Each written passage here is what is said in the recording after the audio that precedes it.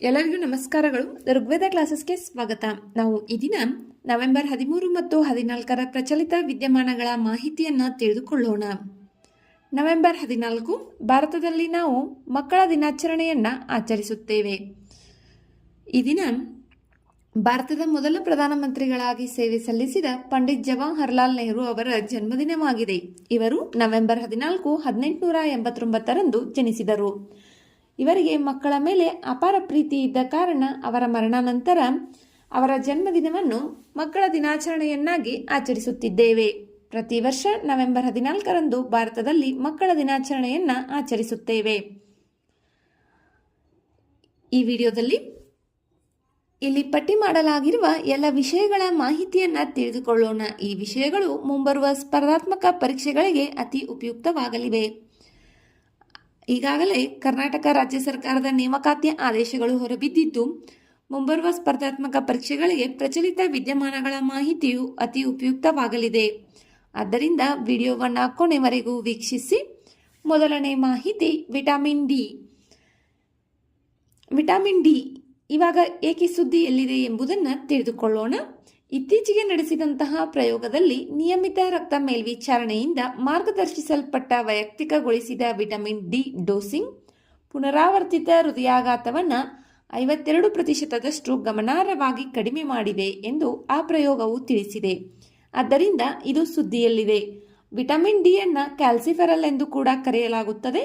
ಇದು ಕೊಬ್ಬಿನಲ್ಲಿ ಕರಗುವ ವಿಟಮಿನ್ ಆಗಿದ್ದು, ಕೆಲವು ಆಹಾರಗಳಲ್ಲಿ ನೈಸರ್ಗಿಕವಾಗಿ ಕಂಡುಬರುತ್ತದೆ, ಇತರ ಆಹಾರಗಳಿಗೆ ಸೇರಿಸಲಾಗುತ್ತದೆ ಮತ್ತು ಆಹಾರ ಪೂರಕವಾಗಿಯೂ ಈ ವಿಟಮಿನ್ ಡಿ ಲಭ್ಯವಿದೆ.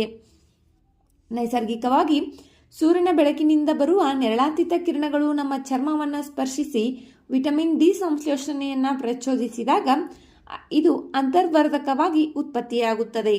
ಸೂರ್ಯನ ಬೆಳಕಿನ ಅವಧಿಯಲ್ಲಿ ವಿಟಮಿನ್ ಡಿ ಕೊಬ್ಬಿನಲ್ಲಿ ಸಂಗ್ರಹವಾಗುತ್ತದೆ. ನಂತರ ಸೂರ್ಯನ ಬೆಳಕು ಲಭ್ಯವಿಲ್ಲದಿದ್ದಾಗ ಬಿಡುಗಡೆಯಾಗುತ್ತದೆ.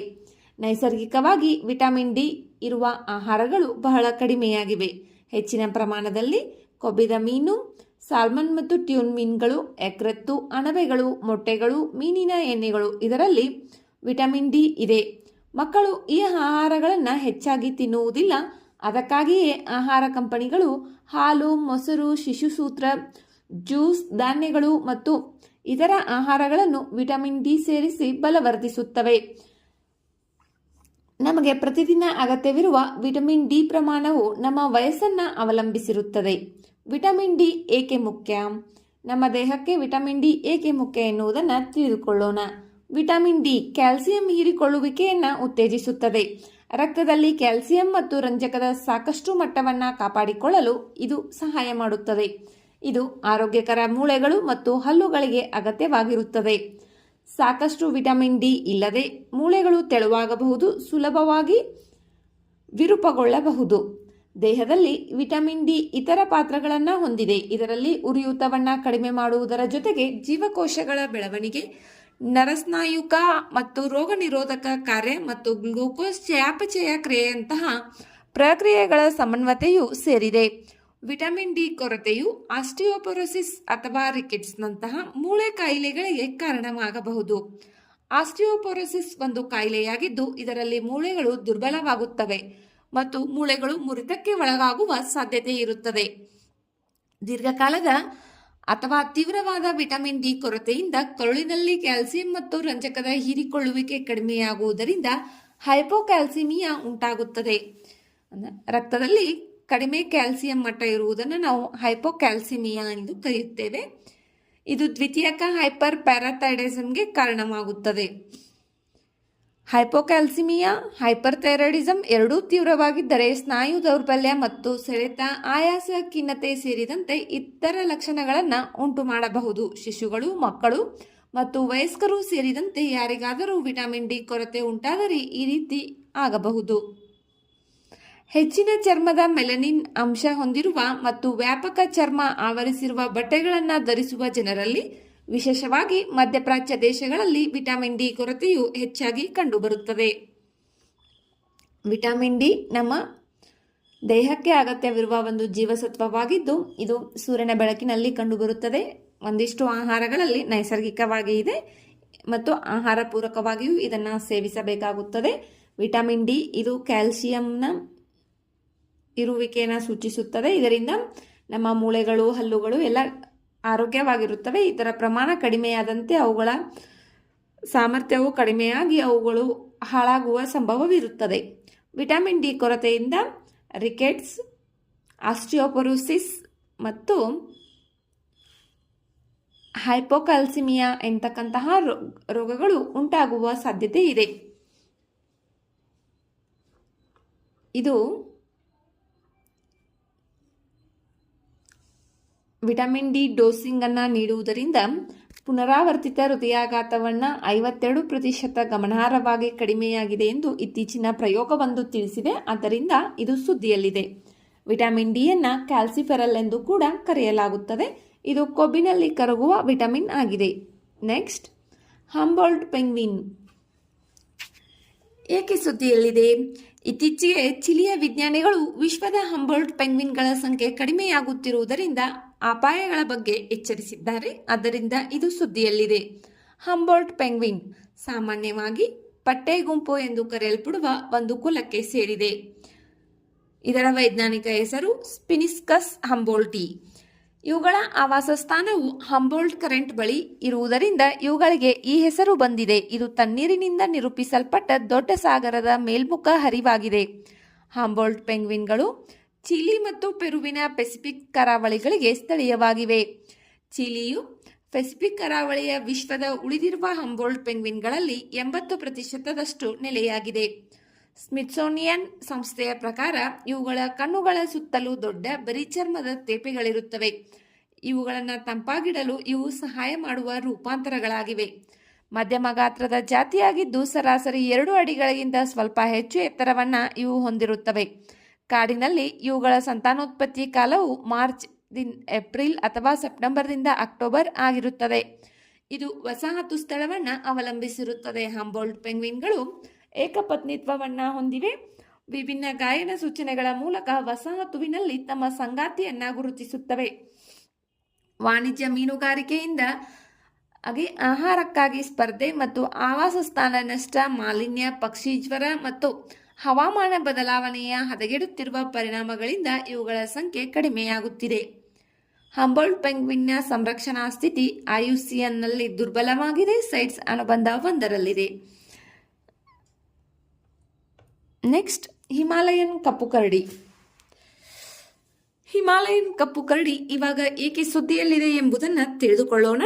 ಇತ್ತೀಚೆಗೆ ಉತ್ತರಾಖಂಡದ ವನ್ಯಜೀವಿ ತಜ್ಞರು ಹಿಮಾಲಯನ್ ಕಪ್ಪು ಕರಡಿಗಳು ಆಕ್ರಮಣಕಾರಿಯಾಗಿ ಬದಲಾಗುತ್ತಿವೆ ಎಂದು ಕಳವಳ ವ್ಯಕ್ತಪಡಿಸಿದ್ದಾರೆ. ಅನಿಯಮಿತ ಹವಾಮಾನವು ಅವುಗಳ ಶಿಶುಸ್ತುತಿಯ ಮಾದರಿಗಳನ್ನು ಅಡ್ಡಿಪಡಿಸುತ್ತಿವೆ. ಆದ್ದರಿಂದ ಇವು ಆಕ್ರಮಣಕಾರಿಯಾಗಿ ಬದಲಾಗುತ್ತಿವೆ ಎಂದು ತಜ್ಞರ ತಂಡ ತಿಳಿಸಿದೆ. ಆದ್ದರಿಂದ ಇವು ಸುದ್ದಿಯಲ್ಲಿವೆ. ಹಿಮಾಲಯನ್ ಕಪ್ಪು ಕರಡಿ ಇದು ಏಷ್ಯನ್ ಕಪ್ಪು ಕರಡಿಯ ಉಪಜಾತಿಯಾಗಿದೆ. ಇದು ಹಿಮಾಲಯದ ಅರಣ್ಯದಲ್ಲಿ ವಾಸಿಸುವ ದೊಡ್ಡ ಕರಡಿಯಾಗಿದ್ದು ಇದನ್ನು ಏಷ್ಯಾಟಿಕ್ ಕಪ್ಪು ಕರಡಿ ಅಥವಾ ಚಂದ್ರ ಕರಡಿ ಎಂದು ಕೂಡ ಕರೆಯಲಾಗುತ್ತದೆ. ಇವು ಮುಖ್ಯವಾಗಿ ಹಿಮಾಲಯ, ಟಿಬೆಟ್, ಭಾರತ, ನೇಪಾಳ, ಪಾಕಿಸ್ತಾನ್ ಮತ್ತು ಚೀನಾದಲ್ಲಿ ಕಂಡುಬರುತ್ತವೆ. ಭಾರತದಲ್ಲಿ ಇವು ಹಿಮಾಲಯದಾದ್ಯಂತ ಜಮ್ಮು ಮತ್ತು ಕಾಶ್ಮೀರದಿಂದ ಅರುಣಾಚಲ ಪ್ರದೇಶದವರೆಗೆ ಮತ್ತು ಇತರ ಈಶಾನ್ಯ ರಾಜ್ಯಗಳ ಬೆಟ್ಟಗುಡ್ಡ ಪ್ರದೇಶಗಳಲ್ಲಿ ಕಂಡುಬರುತ್ತವೆ.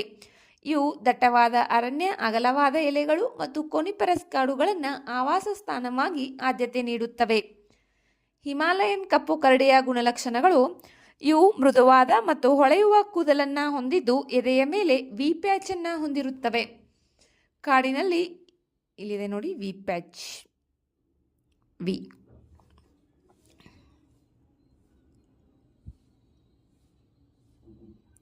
ಕಾಡಿನಲ್ಲಿ 25ರಿಂದ 30 ವರ್ಷಗಳು ಬದುಕುತ್ತವೆ. ಇವು ಸರ್ವಭಕ್ಷಕ ಜೀವಿಗಳಾಗಿದ್ದು ಬೀಜಗಳು, ಹಣ್ಣುಗಳು, ಜೇನುತುಪ್ಪ, ಬೇರುಗಳು ಮತ್ತು ಗೆದ್ದಲುಗಳು, ಜೀರುಂಡೆ, ಲಾರ್ವಾಗಳಂತಹ ವಿವಿಧ ಕೀಟಗಳನ್ನು ಸಹ ಸೇವಿಸುತ್ತವೆ.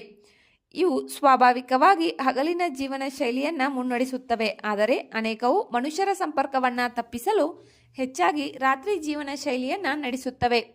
ಇವುಗಳ ಸಂರಕ್ಷಣಾ ಸ್ಥಿತಿ IUCNನಲ್ಲಿ ದುರ್ಬಲವಾಗಿದೆ. ಜೆಜನಾಕ್ಸ್ ಕುರಂಗನಿಯನ್ನಿಸ್ ಏನಿದು? ಇತ್ತೀಚೆಗೆ ಸಂಶೋಧಕರು ಜೆಜಿನಾಕ್ಸ್ ಕುರಂಗೈನಿಸ್ ಎಂಬ ಹೆಸರಿನ ನೀರು ಪೆನ್ನಿ ಜಿರುಂಡೆಯ ಹಿಂದೆ ತಿಳಿದಿಲ್ಲದ ವಿಶಿಷ್ಟ ಜಲಚರ ಕೀಟದ ಜಾತಿಯನ್ನು ಕಂಡುಹಿಡಿದಿದ್ದಾರೆ. ಆದ್ದರಿಂದ ಇದು ಸುದ್ದಿಯಲ್ಲಿದೆ. ಇದು ನೀರು ಪೆನ್ನಿ ಜಿರುಂಡಿಯ ಹೊಸ ಜಾತಿಯಾಗಿದೆ. ಇವು ಎಲ್ಲಿ ಕಂಡುಬಂದವು? ತಮಿಳುನಾಡಿನ ಪಶ್ಚಿಮ ಘಟ್ಟಗಳ ಬೋಡಿ ಬೆಟ್ಟಗಳ ವೇಗವಾಗಿ ಹರಿಯುವ ಕುರಂಗನಿ ಹೊಳೆಯಲ್ಲಿ ಇದನ್ನು ಕಂಡುಹಿಡಿಯಲಾಯಿತು. ಇದು ತಮಿಳುನಾಡಿನಲ್ಲಿ ಇದರ ಕುಲದ ಮೊದಲ ದಾಖಲೆಯನ್ನು ಗುರುತಿಸುತ್ತದೆ. ಈ ಕುಲವು ಈ ಹಿಂದೆ ವಿವಿಧ ಏಷ್ಯಾದ ದೇಶಗಳಲ್ಲಿ ಕಂಡುಬರುವ ಇತರ 3 ಜಾತಿಗಳಿಗಿಂತ ಭಿನ್ನವಾಗಿದೆ. ಸಂಶೋಧನಾ ತಂಡವು ಇದರ ವಿಶಿಷ್ಟ ಲಾರ್ವಾ ರೂಪವನ್ನು ಪರೀಕ್ಷಿಸುವ ಮೂಲಕ ಹೊಸ ಪ್ರಭೇದವನ್ನು ಗುರುತಿಸಿದೆ. ನೀರು ಪೆನ್ನಿ ಜಿರುಂಡೆಯು ಲಾರ್ವಾಗಳು ಅವುಗಳ ಚಪ್ಪಟೆಯಾದ ಡಿಸ್ಕ್ ತರಹದ ಆಕಾರಕ್ಕೆ ಹೆಸರುವಾಸಿಯಾಗಿವೆ. ಇವು ಸಣ್ಣ ನಾಣ್ಯವನ್ನು ಹೋಲುವ ಹೊಳೆಗಳಲ್ಲಿನ ಬಂಡೆಗಳಿಗೆ ಬಿಗಿಯಾಗಿ ಅಂಟಿಕೊಳ್ಳಲು ಅನುವು ಮಾಡಿಕೊಡುತ್ತದೆ. ಇವು ಹೊಳೆ ಪರಿಸರ ವ್ಯವಸ್ಥೆಯಲ್ಲಿ ಪ್ರಮುಖ ಪಾತ್ರ ವಹಿಸುತ್ತವೆ. ಆಹಾರ ಸರಪಳಿಯು ಪ್ರಮುಖ ಭಾಗವಾಗಿ ಕಾರ್ಯನಿರ್ವಹಿಸುತ್ತವೆ. ಸಂಶೋಧಕರು ಸಾಮಾನ್ಯವಾಗಿ ಇವುಗಳ ಉಪಸ್ಥಿತಿ ಮತ್ತು ಆರೋಗ್ಯವನ್ನು ಜೈವಿಕ ಸೂಚಕವಾಗಿ ಬಳಸುತ್ತಾರೆ. ಇದು ಸಿಹಿ ನೀರಿನ ಪರಿಸರದ ಒಟ್ಟಾರೆ ಆರೋಗ್ಯ ಮತ್ತು ಗುಣಮಟ್ಟವನ್ನು ಪರಿಶೀಲಿಸುವ ನೈಸರ್ಗಿಕ ಮಾರ್ಗವಾಗಿದೆ. ಕುರಂಗನಿ ಹೊಳೆಯಲ್ಲಿ ಕಂಡುಬಂದ ನಂತರ ಹೊಸ ಪ್ರಭೇದಕ್ಕೆ ಕುರಂಗನಿಯನ್ನಿಸ್ ಎಂದು ಹೆಸರಿಸಲಾಗಿದೆ. ಇದರ ಲಾರ್ವಾ ದೇಹದಲ್ಲಿರುವ ಹಲವಾರು ಪ್ರಮುಖ ಲಕ್ಷಣಗಳಿಂದಾಗಿ ಇದು ತನ್ನ ಹತ್ತಿರದ ಸಂಬಂಧಿಗಳಿಂದ ಬೇರ್ಪಟ್ಟಿದೆ. ಮುಖ್ಯವಾಗಿ ಇದು ತನ್ನ ತಲೆಯ ಹಿಂಭಾಗದಲ್ಲಿರುವ ಗುರಾಣಿಯಂತಹ ವಿಭಾಗದಲ್ಲಿ ವಿಶಿಷ್ಟವಾದ ತೋಡು ಅಥವಾ ಓರೆಯಾದ ಸಲ್ಕಸ್ ಅನ್ನು ಹೊಂದಿದೆ. ಈ ತೋಡು ಜೆಜಿನಾಕ್ಸ್ ಕುಲದ ಇತರ ಜಾತಿಗಳಲ್ಲಿ ಕಂಡುಬರದ ನಿರ್ದಿಷ್ಟ ತ್ರಿಕೋನದ ರಚನೆಯನ್ನು ರೂಪಿಸುತ್ತದೆ. ನೆಕ್ಸ್ಟ್, ಹವಾಮಾನ ಹೂಡಿಕೆ ನಿಧಿ. ಏನಿದು ಹವಾಮಾನ ಹೂಡಿಕೆ ನಿಧಿ? ಇವಾಗ ಏಕೆ ಸುದ್ದಿಯಲ್ಲಿದೆ ಎಂಬುದನ್ನು ತಿಳಿದುಕೊಳ್ಳೋಣ. ಇತ್ತೀಚೆಗೆ UNFCCCಯ COP30 ಸಮಾವೇಶದಲ್ಲಿ ಜರ್ಮನಿ ಮತ್ತು ಸ್ಪೇನ್ ಹವಾಮಾನ ಹೂಡಿಕೆ ನಿಧಿಯ ಹೊಸ ಕಾರ್ಯಕ್ರಮವಾದ accelerating resilience investment and innovations for sustainable ಎಕನಾಮಿಕ್ಸ್ಗಾಗಿ $100 ಮಿಲಿಯನ್ ಬದ್ಧತೆಯನ್ನು ಘೋಷಿಸಿದವು. ಆದ್ದರಿಂದ ಇದು ಸುದ್ದಿಯಲ್ಲಿದೆ. ಏನಿದು ಹವಾಮಾನ ಹೂಡಿಕೆ ನಿಧಿ? ಯಾವಾಗ ಆರಂಭವಾಯಿತು? ಇದು 2008ರಲ್ಲಿ ಆರಂಭವಾಯಿತು. ಇದು ಬಹುಪಕ್ಷೀಯ ಹವಾಮಾನ ನಿಧಿಯಾಗಿದ್ದು 70ಕ್ಕೂ ಹೆಚ್ಚು ಕಡಿಮೆ ಮತ್ತು ಮಧ್ಯಮ ಆದಾಯದ ದೇಶಗಳಲ್ಲಿ ಹವಾಮಾನ ಕ್ರಮವನ್ನು ಸಕ್ರಿಯಗೊಳಿಸುತ್ತವೆ. ಅಭಿವೃದ್ಧಿಶೀಲ ಮತ್ತು ಉದಯೋನ್ಮುಖ ಆರ್ಥಿಕತೆಗಳಲ್ಲಿ ಹವಾಮಾನ ಬದಲಾವಣೆ ತಗ್ಗಿಸುವಿಕೆ ಮತ್ತು ಹೊಂದಾಣಿಕೆಗಾಗಿ ಸಮಗ್ರ ಕ್ರಮಗಳಿಗೆ ಹಣಕಾಸು ಒದಗಿಸುವುದು ಈ ಹವಾಮಾನ ಹೂಡಿಕೆ ನಿಧಿಯ ಉದ್ದೇಶವಾಗಿದೆ. ಶುದ್ಧ ತಂತ್ರಜ್ಞಾನ, ಇಂಧನ ಪ್ರವೇಶ, ಹವಾಮಾನ ಸ್ಥಿತಿಸ್ಥಾಪಕತ್ವ, ಪ್ರಕೃತಿ ಆಧಾರಿತ ಪರಿಹಾರಗಳು ಮತ್ತು ಇತರ ಕ್ಷೇತ್ರಗಳಲ್ಲಿ ರೂಪಾಂತರಗಳನ್ನು ಸಬಲೀಕರಣಗೊಳಿಸಲು ಈ ನಿಧಿಯು ಹೆಚ್ಚು ರಿಯಾಯಿತಿ ಹಣಕಾಸು ಒದಗಿಸುತ್ತದೆ. CIF 2 ನಿಧಿಗಳನ್ನು ಒಳಗೊಂಡಿದೆ. ಒಂದು ಕ್ಲೀನ್ ಟೆಕ್ನಾಲಜಿ ಫಂಡ್, ಇನ್ನೊಂದು ಸ್ಟ್ರಾಟಜಿಕ್ ಕ್ಲೈಮೇಟ್ ಫಂಡ್. ಇದು 6 AAA ರೇಟೆಡ್ ಬಹುಪಕ್ಷೀಯ ಅಭಿವೃದ್ಧಿ ಬ್ಯಾಂಕುಗಳ ಮೂಲಕ ಪ್ರತ್ಯೇಕವಾಗಿ ಕಾರ್ಯನಿರ್ವಹಿಸುವ ಏಕೈಕ ಹವಾಮಾನ ನಿಧಿಯಾಗಿದೆ. ಆ 6 ಬ್ಯಾಂಕುಗಳು ಏಷ್ಯನ್ ಅಭಿವೃದ್ಧಿ ಬ್ಯಾಂಕ್, ಆಫ್ರಿಕನ್ ಅಭಿವೃದ್ಧಿ ಬ್ಯಾಂಕ್, ಯುರೋಪಿಯನ್ ಪುನರ್ನಿರ್ಮಾಣ ಮತ್ತು ಅಭಿವೃದ್ಧಿ ಬ್ಯಾಂಕ್, ಇಸ್ಲಾಮಿಕ್ ಅಭಿವೃದ್ಧಿ ಬ್ಯಾಂಕ್, ಅಂತಾರಾಷ್ಟ್ರೀಯ ಹಣಕಾಸು ನಿಗಮ ಮತ್ತು ವಿಶ್ವ ಬ್ಯಾಂಕ್. ಈ 6 ಬಹುಪಕ್ಷೀಯ ಅಭಿವೃದ್ಧಿ ಬ್ಯಾಂಕುಗಳು ಇಲ್ಲಿ ಭಾಗಿಯಾಗಿವೆ. Clean technology fund trust fund ಸಮಿತಿಯು ನಿಧಿಯ ಕಾರ್ಯಾಚರಣೆಗಳು ಮತ್ತು ಚಟುವಟಿಕೆಗಳನ್ನು ನಿರ್ಧರಿಸುವ ಮತ್ತು ಮೇಲ್ವಿಚಾರಣೆ ಮಾಡುವ ಜವಾಬ್ದಾರಿಯುತ ನಿರ್ಧಾರ ತೆಗೆದುಕೊಳ್ಳುವ ಸಂಸ್ಥೆಯಾಗಿದೆ. 2024ರಲ್ಲಿ CIF ಕ್ಯಾಪಿಟಲ್ ಮಾರ್ಕೆಟ್ ಮೆಕ್ಯಾನಿಸಮ್ನೊಂದಿಗೆ ಬಂಡವಾಳ ಮಾರುಕಟ್ಟೆಗಳಲ್ಲಿ ಬಾಂಡ್ಗಳನ್ನು ಪಟ್ಟಿ ಮಾಡಿದ ಮೊದಲ ಬಹುಪಕ್ಷೀಯ ಹವಾಮಾನ ನಿಧಿ ಇದಾಗಿದೆ. CIF ಸಚಿವಾಲಯವನ್ನು ವಿಶ್ವ ಬ್ಯಾಂಕ್ ಆಯೋಜಿಸುತ್ತದೆ.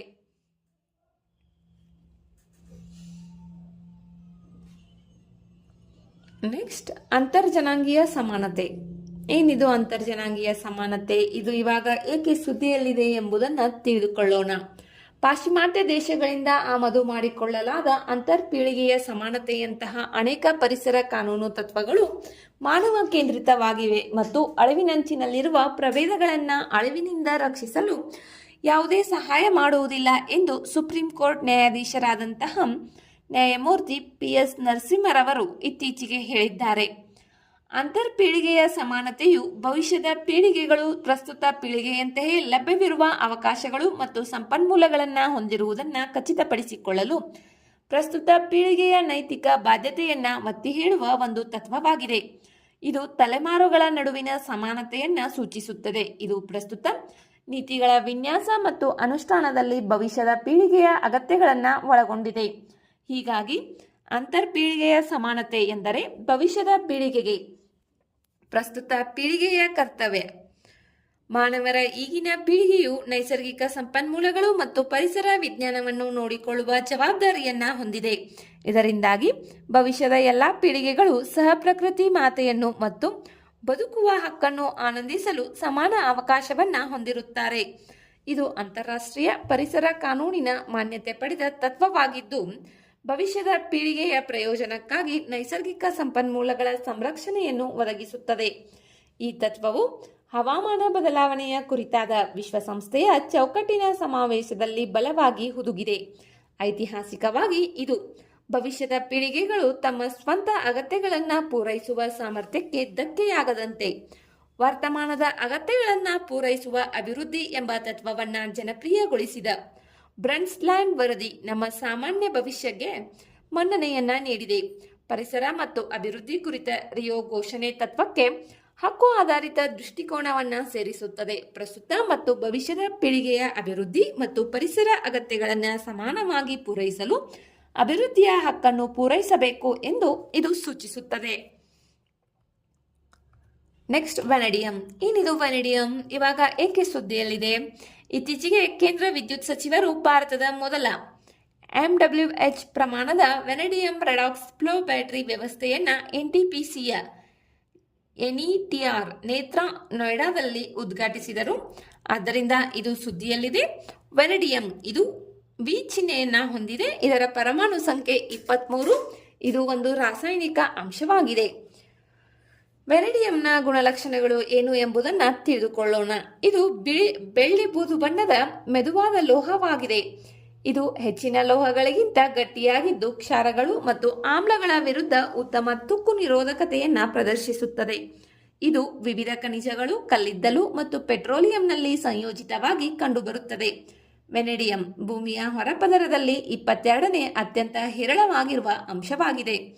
ಇದು ವೆನಡಿನೈಟ್, ಕಾರ್ನೋಟೈಟ್, ರೆಸ್ಕೋಲೈಟ್, ಪ್ಯಾಟ್ರೋನೈಟ್ ಸೇರಿದಂತೆ 60ಕ್ಕೂ ಹೆಚ್ಚು ವಿಭಿನ್ನ ಖನಿಜಗಳಲ್ಲಿ ಕಂಡುಬರುತ್ತದೆ. ವೆನಡಿಯಂ ಖನಿಜಗಳ ಅತಿದೊಡ್ಡ ಸಂಪನ್ಮೂಲಗಳು ದಕ್ಷಿಣ ಆಫ್ರಿಕಾ ಮತ್ತು ರಷ್ಯಾದಲ್ಲಿ ಕಂಡುಬರುತ್ತವೆ. ಚೀನಾ, ರಷ್ಯಾ ಮತ್ತು ದಕ್ಷಿಣ ಆಫ್ರಿಕಾ ಈ ಉತ್ಪಾದಕ ದೇಶಗಳಾಗಿವೆ. ವೆನಡಿಯಂ ಅನ್ನು ಉಕ್ಕು ಮತ್ತು ಇತರ ಲೋಹಗಳಲ್ಲಿ ಮಿಶ್ರಲೋಹವಾಗಿ ಬಳಸಲಾಗುತ್ತದೆ. ವೆನಡಿಯಂ ಫ್ಲೋ ಬ್ಯಾಟರಿಗಳಲ್ಲಿ ನವೀಕರಿಸಬಹುದಾದ ಶಕ್ತಿಯ ಬಳಕೆಗಾಗಿ ವಿಶ್ವಾಸಾರ್ಹ, ಸುರಕ್ಷಿತ ಮತ್ತು ಸ್ಥಿರವಾದ ಪರಿಹಾರವನ್ನು ಸೂಚಿಸಲು ವೆನಡಿಯಂ ಅನ್ನು ಬಳಸಲಾಗುತ್ತದೆ. ಸಲ್ಫ್ಯೂರಿಕ್ ಆಮ್ಲದ ಉತ್ಪಾದನೆಯಂತಹ ವಿವಿಧ ರಾಸಾಯನಿಕ ಕ್ರಿಯೆಗಳಲ್ಲಿ ವೆನಡಿಯಂ ಸಂಯುಕ್ತಗಳನ್ನು ವೇಗವರ್ಧಕಗಳಾಗಿ ಬಳಸಲಾಗುತ್ತದೆ. ವೆನಡಿಯಂ ಅನ್ನು ಕೆಲವು ಪರಮಾಣು ರಿಯಾಕ್ಟರ್ಗಳಲ್ಲಿ ರಚನಾತ್ಮಕ ವಸ್ತುವಾಗಿ ಮತ್ತು ನ್ಯೂಟ್ರಾನ್ ಮಾಡರೇಟರ್ ಆಗಿ ಬಳಸಲಾಗುತ್ತದೆ. ವೈದ್ಯಕೀಯ ಕ್ಷೇತ್ರದಲ್ಲಿ ಮಧುಮೇಹ, ಹೃದ್ರೋಗ ಮತ್ತು ಅಧಿಕ ಕೊಲೆಸ್ಟ್ರಾಲ್ ಸೇರಿದಂತೆ ಹಲವಾರು ಕಾಯಿಲೆಗಳಿಗೆ ಚಿಕಿತ್ಸೆ ನೀಡಲು ಕೂಡ ವೆನಡಿಯಂ ಅನ್ನು ಬಳಸಲಾಗುತ್ತದೆ. ವೆನಡಿಯಂ ಇದರ ಪರಮಾಣು ಸಂಖ್ಯೆ 23 ಆಗಿದೆ. ವೆನಡಿಯಂ ರೆಡಾಕ್ಸ್ ಫ್ಲೋ ಬ್ಯಾಟರಿ ವ್ಯವಸ್ಥೆಯನ್ನ ನೋಯ್ಡಾದಲ್ಲಿ ಇತ್ತೀಚೆಗೆ ಉದ್ಘಾಟಿಸಲಾಗಿದೆ. ಆದ್ದರಿಂದ ಇದು ಸುದ್ದಿಯಲ್ಲಿದೆ. Next, neodymium. ಏನಿದು ನಿಯೋಡೈಮಿಯಂ? ಇವಾಗ ಏಕೆ ಸುದ್ದಿಯಲ್ಲಿದೆ? ಭಾರತವು ತನ್ನ ನಿಯೋಡೈಮಿಯಂ ಉತ್ಪಾದನೆಯನ್ನ 9 ಪಟ್ಟು ಹೆಚ್ಚಿಸುವ ಗುರಿಯನ್ನ ಹೊಂದಿದ್ದು 2027ರ ಹಣಕಾಸು ವರ್ಷದ ಅಂತ್ಯದ ವೇಳೆಗೆ 500 ಟನ್ಗಳಷ್ಟು ನಿಯೋಡೈಮಿಯಂ ಉತ್ಪಾದನೆಯನ್ನ ತಲುಪುವ ಗುರಿಯನ್ನ ಹೊಂದಿದೆ. ಆದ್ದರಿಂದ ಇದು ಸುದ್ದಿಯಲ್ಲಿದೆ. ಇದರ ಪರಮಾಣು ಸಂಖ್ಯೆ 60. ಇದರ ಚಿಹ್ನೆ ND. ಇದು ಕೂಡ ಒಂದು ರಾಸಾಯನಿಕ ಅಂಶವಾಗಿದೆ. ಇದು ಅಪರೂಪದ ಭೂಮಿಯ ಅಂಶಗಳ ಭಾಗವಾಗಿರುವ ಲ್ಯಾಂಟನೈಡ್ಗಳ ಗುಂಪಿಗೆ ಸೇರಿದೆ. ಇದನ್ನ 1885ರಲ್ಲಿ ವಿಯೆನ್ನಾದಲ್ಲಿ ಕಾರ್ಲ್ ಅವರು ಕಂಡುಹಿಡಿದರು. ಇದು ಅಪರೂಪದ ಭೂಮಿಯ ಅಂಶಗಳಲ್ಲಿ 2ನೇ ಅತ್ಯಂತ ಹೇರಳವಾದ ರಾಸಾಯನಿಕವಾಗಿದೆ. ಇದು ಮೊನಜೈಟ್ ಮತ್ತು ಬ್ಯಾಸ್ಟಸೈಟ್ ನಂತಹ ಎಲ್ಲ ಲ್ಯಾಂಟನೈಡ್ ಖನಿಜಗಳನ್ನು ಒಳಗೊಂಡಿರುವ ಖನಿಜಗಳಲ್ಲಿ ಕಂಡುಬರುತ್ತದೆ. Brazil, China, USA, Bharat, Sri Lanka ಮತ್ತು ಆಸ್ಟ್ರೇಲಿಯಾದಲ್ಲಿ ಇದರ ನಿಕ್ಷೇಪಗಳಿವೆ. ನಿಯೋಡೈಮಿಯಂ ಮೆದುವಾದ ಬೆಳ್ಳಿಯ ಬಿಳಿಲೋಹವಾಗಿದೆ. ಇದು ಗಾಳಿಯಲ್ಲಿ ಸುಲಭವಾಗಿ ಆಕ್ಸಿಡೀಕರಣಗೊಂಡು Nd2O3 ಎಂಬ ಆಕ್ಸೈಡನ್ನು ರೂಪಿಸುತ್ತದೆ. ನಿಯೋಡೈಮಿಯಂ ಆಕ್ಸೈಡನ್ನು ರೂಪಿಸುತ್ತದೆ. ಇದು ಸುಲಭವಾಗಿ ಚೆಲ್ಲುತ್ತದೆ. ಲೋಹವನ್ನು ಮತ್ತಷ್ಟು ಆಕ್ಸಿಡೀಕರಣಕ್ಕೆ ಒಡ್ಡುತ್ತದೆ. ಲೋಹವನ್ನು ಪ್ಲಾಸ್ಟಿಕ್ ಹೊದಿಕೆಯಲ್ಲಿ ಮುಚ್ಚಿ ಶೇಖರಿಸಿಡಬೇಕು. ನಿರ್ವಾತದಲ್ಲಿ ಜಡ ವಾತಾವರಣದಲ್ಲಿ ಇಡಬೇಕು. ಇದು ಖನಿಜ ಆಮ್ಲಗಳೊಂದಿಗೆ ಕ್ರಮೇಣ ಪ್ರತಿಕ್ರಿಯಿಸುತ್ತದೆ. ಹೈಡ್ರೋಫ್ಲೋರಿಕ್ ಆಮ್ಲ ಹೊರತುಪಡಿಸಿ ಇದರಲ್ಲಿ ಟ್ರೈಫ್ಲೋರೈಡ್ NDF3 ನ ರಕ್ಷಣಾತ್ಮಕ ಪದರವನ್ನು ರೂಪಿಸುತ್ತದೆ. ಜಾಗತಿಕ ಅಪರೂಪದ ಭೂಮಿಯ ಕಾಂತ ಉದ್ಯಮದಲ್ಲಿ ಇದು ಒಂದು ನಿರ್ಣಾಯಕ ಅಂಶವಾಗಿದೆ. ಇದು ವಿದ್ಯುತ್ ವಾಹನಗಳು, ಶುದ್ಧ ಇಂಧನ ತಂತ್ರಜ್ಞಾನಗಳು, ರಕ್ಷಣಾ ವ್ಯವಸ್ಥೆಗಳಲ್ಲಿ ಪ್ರಮುಖ ಪಾತ್ರವನ್ನು ವಹಿಸುತ್ತದೆ. ಇದು ಆಪ್ಟಿಕಲ್ ಸಾಧನಗಳು ಮತ್ತು ವಿದ್ಯುತ್ ಅನ್ವಯಿಕೆಗಳಲ್ಲಿ ಬಳಸಲು ಸೂಕ್ತವಾಗಿದೆ. ನೆಕ್ಸ್ಟ್, ಗ್ರೇಟರ್ ಫ್ಲೆಮಿಂಗೋ ಅಭಯಾರಣ್ಯ ಇವಾಗ ಏಕೆ ಸುದ್ದಿಯಲ್ಲಿದೆ?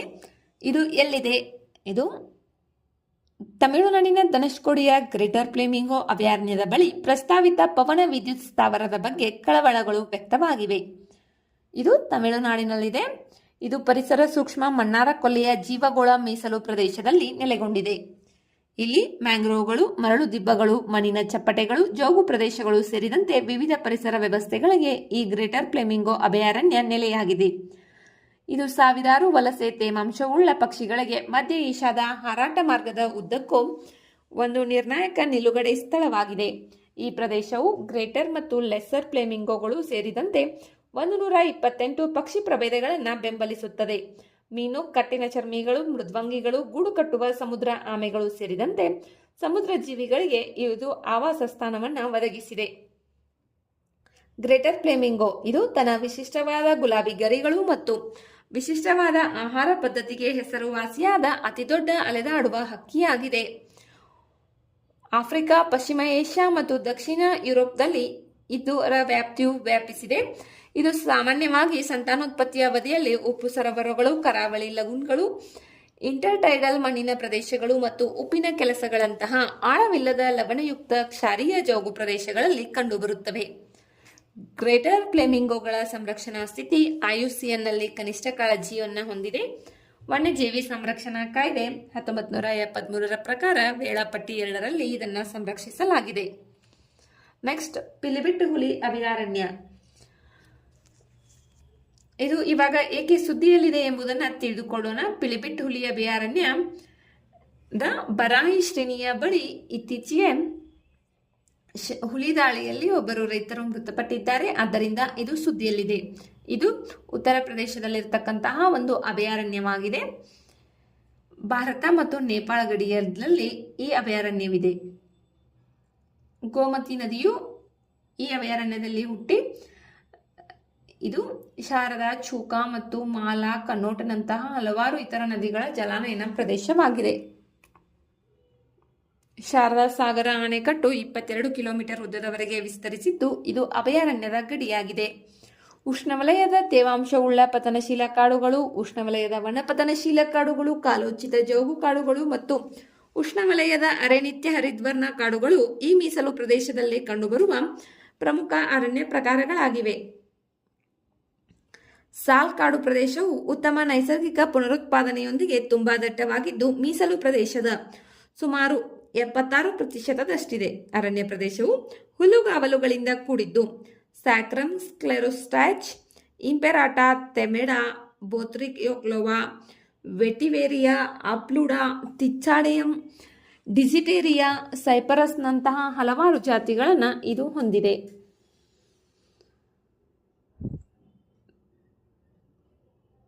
ಪಿಲಿಭಿಟ್ನಲ್ಲಿ swamp francolin, great hornbill, Bengal florican, lesser florican, black francolin, jungle bush quail, red jungle fowl, Asian openbill ಮುಂತಾದ ಜಾತಿಗಳು ಸಮೃದ್ಧ ಪಕ್ಷಿ ಸಂಕುಲವನ್ನು ಒಳಗೊಂಡಿವೆ. ನೆಕ್ಸ್ಟ್, ಸುನಬೇದ ವನ್ಯಜೀವಿ ಅಭಯಾರಣ್ಯ ಇವಾಗ ಏಕೆ ಸುದ್ದಿಯಲ್ಲಿದೆ ಎಂಬುದನ್ನು ತಿಳಿದುಕೊಳ್ಳೋಣ. ನುವಾಪಾ ವಿಧಾನಸಭಾ ಸ್ಥಾನಕ್ಕೆ ನಡೆದ ಉಪಚುನಾವಣೆಯಲ್ಲಿ ಸುನಬೇದ ವನ್ಯಜೀವಿ ಅಭಯಾರಣ್ಯದೊಳಗಿನ 8 ಮತಗಟ್ಟೆಗಳಲ್ಲಿ 70% ಮತದಾನ ದಾಖಲಾಗಿದೆ. ಆದ್ದರಿಂದ ಇದು ಸುದ್ದಿಯಲ್ಲಿದೆ. ಎಲ್ಲಿದೆ ವನ್ಯಜೀವಿ ಅಭಯಾರಣ್ಯ? ಇದು ಛತ್ತೀಸ್ಗಢಕ್ಕೆ ಹೊಂದಿಕೊಂಡಿರುವ ಒಡಿಸ್ಸಾದ ನುವಾಪಾ ಜಿಲ್ಲೆಯಲ್ಲಿದೆ. ಛತ್ತೀಸ್ಗಢದ ಸೀತಾ ನದಿ ಮತ್ತು ಉದಾಂತಿ ಅಭಯಾರಣ್ಯಗಳಿಗೆ ಇದು ಹೊಂದಿಕೊಂಡಿದೆ. ಇದಿರುವುದು ಒಡಿಸ್ಸಾದಲ್ಲಿ. ಇತ್ತೀಚೆಗೆ ನಡೆದಂತಹ ವಿಧಾನಸಭಾ ಉಪಚುನಾವಣೆಯಲ್ಲಿ ಇಲ್ಲಿರ್ತಕ್ಕಂತಹ 8 ಮತಗಟ್ಟೆಗಳಲ್ಲಿ 70% ಮತದಾನ ದಾಖಲಾಗಿದೆ. ಆದ್ದರಿಂದ ಇದು ಸುದ್ದಿಯಲ್ಲಿದೆ. ಇದು ಮಹಾನದಿಯ ಉಪನದಿಯಾದ ಜೋಂಕ್ ನದಿಯ ಜಲಾನಯನ ಪ್ರದೇಶವನ್ನು ರೂಪಿಸಿದೆ. ಈ ಅಭಯಾರಣ್ಯದ ಪ್ರಮುಖ ಸಸ್ಯವರ್ಗವು ವನಪತನಶೀಲ ಉಷ್ಣವಲಯದ ಕಾಡುಗಳನ್ನು ಒಳಗೊಂಡಿದೆ. ತೇಗ, ಸೀಸು, ಆಸನ್, ದಾರುವ, ಮಹುಲ್, ಚಾರ್, ಶ್ರೀಗಂಧ, ಸೀದಾ ಇತ್ಯಾದಿ ಮರಗಳನ್ನು ಇದು ಒಳಗೊಂಡಿದೆ. ಇದು ಬರಸಿಂಗಳಿಗೆ ಸೂಕ್ತವಾದ ಆವಾಸ ಸ್ಥಾನವಾಗಿದೆ.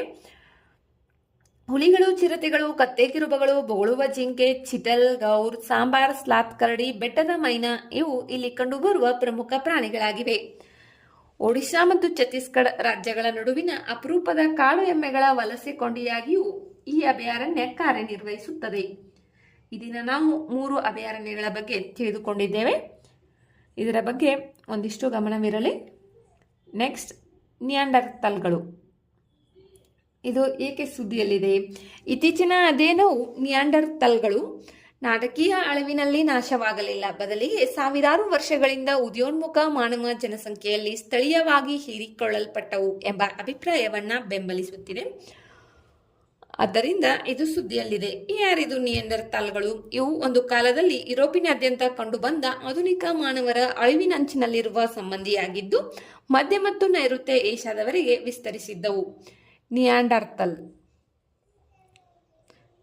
ಎಂಬ ಹೆಸರು ಜರ್ಮನಿಯ ನಿಯಾಂಡರ್ ಕಣಿವೆಯಿಂದ ಬಂದಿದೆ. ಇಲ್ಲಿ ಪಳೆಯುಳಿಕೆಗಳು ಮೊದಲು ಕಂಡುಬಂದವು. ಇವು ಆಧುನಿಕ ಮಾನವರ ಹೋಮೋಸೇಪಿಯನ್ಸ್ ಅತ್ಯಂತ ಹತ್ತಿರದ ಅಳಿವಿನಂಚಿನಲ್ಲಿರುವ ಸಂಬಂಧಿಗಳಾಗಿವೆ. ನಮ್ಮ 2 ಜಾತಿಗಳು ಸಾಮಾನ್ಯ ಪೂರ್ವಜರನ್ನ ಹಂಚಿಕೊಂಡಿವೆ ಎಂದು ವೈಜ್ಞಾನಿಕ ಪುರಾವೆಗಳು ಸೂಚಿಸುತ್ತವೆ. ನಿಯಾಂಡರ್ತಲ್ಗಳು ಡೆನಿಸೋವನ್ಸ್ ಎಂದು ಕರೆಯಲ್ಪಡುವ ಅಳಿವಿನಂಚಿನಲ್ಲಿರುವ ಅಷ್ಟೇನು ತಿಳಿದಿಲ್ಲದ ಮಾನವ ಸಂಬಂಧಿಗಳ ಮತ್ತೊಂದು ಗುಂಪಿಗೆ ನಿಕಟ ಸಂಬಂಧ ಹೊಂದಿವೆ. ಪಳೆಯುಳಿಕೆಗಳು DNA 2ರಿಂದಲೂ ಪಡೆದ ಪ್ರಸ್ತುತ ಪುರಾವೆಗಳು ನಿಯಾಂಡರ್ತಾಲ್ ಮತ್ತು ಆಧುನಿಕ ಮಾನವ ವಂಶಾವಳಿಗಳು ಕನಿಷ್ಠ 5 ಲಕ್ಷ ವರ್ಷಗಳ ಹಿಂದೆ ಬೇರ್ಪಟ್ಟಿವೆ ಎಂದು ಸೂಚಿಸುತ್ತವೆ. ನಿಯಾಂಡರ್ತಾಲ್ಗಳ ಕೊನೆಯ ಜನಸಂಖ್ಯೆಯು ಸರಿಸುಮಾರು 40,000 ವರ್ಷಗಳ ಹಿಂದೆ ಅಳಿದು ಹೋಯಿತು ಎಂದು ಭಾವಿಸಲಾಗಿದೆ. ಇವು ಬಹಳ ಹಿಂದೆಯೇ ಅಳಿದು ಹೋಗಿದ್ದರೂ ಇವುಗಳ ಜೀನ್ಗಳು ಆಧುನಿಕ ಮಾನವ DNAಯಲ್ಲಿ ಇನ್ನೂ ಇವೆ. ನಿಯಾಂಡರ್ತಾಲ್ಗಳ ವೈಶಿಷ್ಟ್ಯಗಳು. ಇದರ PDF ಅನ್ನು ನಾವು ಟೆಲಿಗ್ರಾಮ್ನಲ್ಲಿ ಹಾಕಿರ್ತೀವಿ. ಇದನ್ನು ನೀವು ಓದಿ ತಿಳಿದುಕೊಳ್ಳಿ. ಇನ್ನೂ ತುಂಬ ವಿಷಯಗಳಿರುವುದರಿಂದ ಮುಂದಿನ ವಿಷಯಕ್ಕೆ ಹೋಗೋಣ.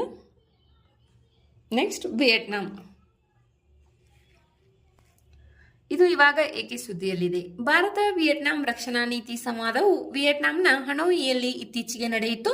ಇದು 15ನೇ ನೀತಿ ಸಂವಾದವಾಗಿದೆ. ಆದ್ದರಿಂದ ಇದು ಸುದ್ದಿಯಲ್ಲಿದೆ. ವಿಯೆಟ್ನಾಂ ಇದು ಆಗ್ನೇಯ ಏಷ್ಯಾದ ಮುಖ್ಯ ಭೂಭಾಗದ ಪೂರ್ವ ಭಾಗದಲ್ಲಿದೆ. ಇದು ಉತ್ತರಕ್ಕೆ ಚೀನಾದಿಂದ, ಪಶ್ಚಿಮಕ್ಕೆ ಕಾಂಬೋಡಿಯಾ ಮತ್ತು ಲಾವೋಸ್ನಿಂದ ಸುತ್ತುವರೆದಿದೆ. ಇದು ದಕ್ಷಿಣ ಚೀನಾ ಸಮುದ್ರ, ಥೈಲ್ಯಾಂಡ್ ಕೊಲ್ಲಿಯೊಂದಿಗೆ ಗಡಿಯನ್ನು ಹಂಚಿಕೊಳ್ಳುತ್ತದೆ. ಇದು ಸರಿಸುಮಾರು S ಆಕಾರದಲ್ಲಿದ್ದು ಉತ್ತರದಿಂದ ದಕ್ಷಿಣಕ್ಕೆ ಸುಮಾರು 1650 ಕಿಲೋಮೀಟರ್ ದೂರ ಚಲಿಸುತ್ತದೆ. ಇದು ಉಷ್ಣವಲಯದ ತಗ್ಗು ಪ್ರದೇಶಗಳು, ಉರುಳುವ ಹಸಿರು ಬೆಟ್ಟಗಳು ಮತ್ತು ದಟ್ಟವಾದ ಕಾಡುಗಳಿಂದ ಕೂಡಿದ ಪರ್ವತ ದೇಶವಾಗಿದೆ. ಕೆಂಪು ನದಿ ಮತ್ತು ಮೆಕಾಂಗ್ ನದಿ 2 ದಕ್ಷಿಣ ಚೀನಾ ಸಮುದ್ರಕ್ಕೆ ಹರಿಯುತ್ತವೆ. ವಿಯೆಟ್ನಾಂನ ಪ್ರಮುಖ ಭೌತಶಾಸ್ತ್ರದ ಲಕ್ಷಣಗಳು ಅಣ್ಣಾಮಿಸ್ ಕಾರ್ಡಿಲೆರಾ. ಇದು ಸಾಮಾನ್ಯವಾಗಿ ಮಧ್ಯ ವಿಯೆಟ್ನಾಂನಲ್ಲಿ ವಾಯವ್ಯದಿಂದ ಆಗ್ನೇಯಕ್ಕೆ ವ್ಯಾಪಿಸಿದೆ. ವಿಯೆಟ್ನಾಂನ ಅತಿ ಎತ್ತರದ ಸ್ಥಳ ಪಾಂಗ್ ಕ್ಸಿ ಪಾಂಗ್. ಇದು ಉಷ್ಣವಲಯದಲ್ಲಿದೆ. ಇದರ ಹವಾಮಾನವು ವರ್ಷಪೂರ್ತಿ ಹೆಚ್ಚಿನ ತಾಪಮಾನ ಮತ್ತು ತೇವಾಂಶದಿಂದ ಕೂಡಿರುತ್ತದೆ. ಇದು ಮುಖ್ಯವಾಗಿ ಆಂಟಿಮನಿ ಫಾಸ್ಫೇಟ್ಗಳು, ಕಲ್ಲಿದ್ದಲು, ಮ್ಯಾಂಗನೀಸ್, ಅಪರೂಪದ ಭೂಮಿಯ ಅಂಶಗಳಾಗಿವೆ. ಬಾಕ್ಸೈಟ್, ಕ್ರೋಮೈಟ್, ಕಡಲಾಚೆಯ ತೈಲ ಮತ್ತು ಅನಿಲ ನಿಕ್ಷೇಪಗಳಲ್ಲಿ ಇಲ್ಲಿ ಹೇರಳವಾಗಿವೆ. ವಿಯೆಟ್ನಾಂದಲ್ಲಿ ಇದರ ರಾಜಧಾನಿ ಹನೋಯಿ. ಇದರ ಅಧಿಕೃತ ಭಾಷೆ ವಿಯೆಟ್ನಾಮೀಸ್. ಇತ್ತೀಚೆಗೆ ಭಾರತ ಮತ್ತು ವಿಯೆಟ್ನಾಂನ 15ನೇ ರಕ್ಷಣಾ ನೀತಿ ಸಂವಾದವು ವಿಯೆಟ್ನಾಂನ ಹನೋಯಿಯಲ್ಲಿ ನಡೆಯಿತು. ಆದ್ದರಿಂದ ಇದು ಸುದ್ದಿಯಲ್ಲಿದೆ. ನೆಕ್ಸ್ಟ್ ಓಮನ್ ಇದು ಇವಾಗ ಏಕೆ ಸುದ್ದಿಯಲ್ಲಿದೆ? ಓಮನ್ ಯುನೆಸ್ಕೋದ ಮ್ಯಾನ್ ಆ್ಯಂಡ್ ದಿ ಬಯೋಸ್ಪಿಯರ್ ಕಾರ್ಯಕ್ರಮದ ಅಂತಾರಾಷ್ಟ್ರೀಯ ಸಮನ್ವಯ ಮಂಡಳಿಯಲ್ಲಿ ಇತ್ತೀಚೆಗೆ ಸ್ಥಾನವನ್ನು ಪಡೆದುಕೊಂಡಿದೆ. ಆದ್ದರಿಂದ ಇದು ಸುದ್ದಿಯಲ್ಲಿದೆ. ಓಮನ್ ಇದು ಪಶ್ಚಿಮ ಏಷ್ಯಾದ ಅರೇಬಿಯನ್ ಪರ್ಯಾಯ ದ್ವೀಪದಲ್ಲಿದೆ. ಇದು ಯುನೈಟೆಡ್ ಅರಬ್ ಎಮಿರೇಟ್ಸ್ನೊಂದಿಗೆ ವಾಯವ್ಯ ಗಡಿಯನ್ನು ಹಂಚಿಕೊಳ್ಳುತ್ತದೆ. ಸೌದಿ ಅರೇಬಿಯಾ ಮತ್ತು ಯೆಮೆನ್ನೊಂದಿಗೆ ಪಶ್ಚಿಮ ಗಡಿಯನ್ನು ಹಂಚಿಕೊಳ್ಳುತ್ತದೆ. ದಕ್ಷಿಣ ಮತ್ತು ಪೂರ್ವದಲ್ಲಿ ಅರೇಬಿಯನ್ ಸಮುದ್ರದೊಂದಿಗೆ ಕರಾವಳಿ ಗಡಿಗಳನ್ನು ಹಂಚಿಕೊಳ್ಳುತ್ತದೆ. ಈಶಾನ್ಯದಲ್ಲಿ ಓಮನ್ ಕೊಲ್ಲಿಯನ್ನು ಹೊಂದಿದೆ. ಇದು ಅರೇಬಿಯನ್ ಪರ್ಯಾಯ ದ್ವೀಪದ ಆಗ್ನೇಯ ಭಾಗದಲ್ಲಿ ಪರ್ಷಿಯನ್ ಕೊಲ್ಲಿಯ ಮುಖಭಾಗದಲ್ಲಿ ಕಾರ್ಯತಂತ್ರದ ಸ್ಥಳದಲ್ಲಿದೆ. ಇದರ ರಾಜಧಾನಿ ಮಸ್ಕತ್. ಇಲ್ಲಿ ಇರುವಂತಹ ಬಂದರು ಸಲಾಲಾ ಬಂದರು. ಇದು ಓಮನ್ನ ಅತಿ ದೊಡ್ಡ ಬಂದರು ಆಗಿದೆ.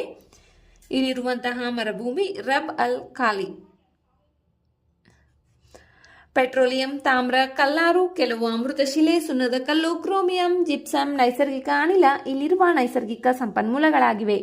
ಇದು ಮಶಿರಾ ದ್ವೀಪ ಮತ್ತು ಅಲ್ ಹಲಾನಿಯಾ ದ್ವೀಪದಂತಹ ಕಡಲಾಚೆಯ ಪ್ರದೇಶಗಳನ್ನು ಸಹ ಹೊಂದಿದೆ. ಇದರ ಅಧಿಕೃತ ಭಾಷೆ ಅರೇಬಿಕ್ ಆಗಿದೆ.